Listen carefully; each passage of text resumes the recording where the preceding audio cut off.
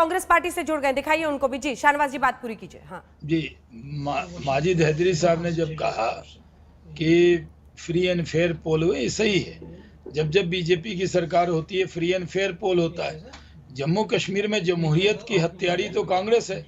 राजीव गांधी ने फारूक अब्दुल्ला को जिताने के लिए जीते लोगों को हरा दिया था और हारे लोगों को जिता दिया था।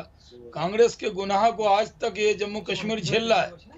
कांग्रेस पार्टी में राजीव गांधी की गलती से आज 30 साल तक कभी फ्री एंड फेयर पोल नहीं हुए। आज फ्री एंड फेयर पोल हो गए और उसके बाद भी आप सीटें जीत गए, तब भी इल्जाम लगा रहे हैं। सब कैंडिडेट को सुरक्षा दी गई, सारे पार्टी के कैंडिडेट को एक जगह रखा गया, उसके बाद भी इतना अच्छा काम किया, कहीं कोई हिंसा नहीं हुई, कहीं बहुत अच्छे से वोट हुआ, फिर आप इस तरह की इल्जाम तराशी कर रहे हैं। हम कांग्रेस पार्टी नहीं है जो डेमोक्रेसी की हत्या करेंगे। हम लोग जब भी चुनाव होता है तो इलेक्शन कमीशन पूरे तरह अच्छे से चुनाव करता है। अगर आपकी सीटें कम आती तो यहाँ मातम मनाते, अब रोने लगते कि नहीं जी हमें हरा दिया। अब अगर जीत गए हो तो कम से कम आप स्वागत कीजिए, आप खुशामदीद उनका कीजिए, इलेक्शन कमीशन को बधाई दीजिए, भारत सरकार को बधाई दीजिए। वो यही कह रहे हैं कि इलेक्शन कमीशन को इसका श्रेय जाएगा, बीजेपी को थोड़ी। सैफुद्दीन सोज साहब इधर देखिए, सामने लाइव है। अब आप 23 सीटों पर आपकी पार्टी को बढ़त है, बीजेपी 56 पर, गुपकार 96 पर। सोज साहब आवाज आ रही है? मिस्टर सैफुद्दीन सोज आवाज आ रही है सर? हाँ जी आ रही है। जी लाइव है, आप टीवी पर अभी लाइव हैं, तस्वीरें हम दिखा रहे हैं। और 23 सीटों पर कांग्रेस आगे है, 96 पर गुपकार है, 56 पर बीजेपी है। लेकिन 3 सीटें घाटी में मिलना बीजेपी से बहुत बड़ी शुरुआत कह रही है। और शाहनवाज जी के भी आरोप आपने सुन लिए होंगे, क्या जवाब होगा?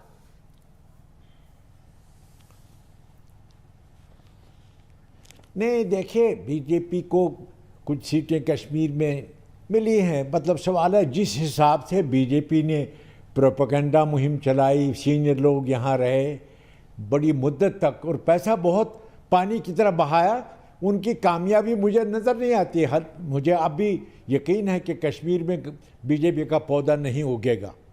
अभी मैं देख रहा हूँ कि कश्मीर का मेन स्ट्रीम जीत रहा है। मैं उसको गुपकार अलायंस नहीं कहता, मैं कश्मीर का मेन स्ट्रीम मानता हूँ। नेशनल कॉन्फ्रेंस, पीडीपी और उनके साथ सीपीएम भी है और कांग्रेस भी उन्हीं के साथ रहा है पिछले दिनों में। तो उनकी तो बड़ी जीत हो गई यहाँ।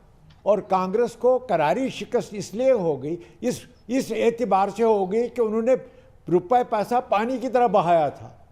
अभी उनके सीनियर लीडर तो यहीं वो उन्होंने डेरा डाल दिया था। हाँ। तो लेकिन हासिल कुछ नहीं हुआ। और ऑन द होल बीजेपी को कश्मीर में पक्का जवाब मिल गया कि यहाँ आपका ये जो पौधा है यही नहीं उगेगा किसी सूरत में। लेकिन लगातार कांग्रेस पार्टी तो ये समझाती रही लोगों को, बीजेपी कहती रही कि सर कि गुपकार अलायंस के साथ ही है कांग्रेस पार्टी। और कांग्रेस पार्टी के नेता ये समझाते रहे पिछले दिनों कि हमारा उनसे कोई लेना देना नहीं है क्योंकि उनको गुपकार गैंग कह रहे थे। और ये तो शाहनवाज जी रोज कहते थे कि आप लोग गुपकार गैंग का हिस्सा है।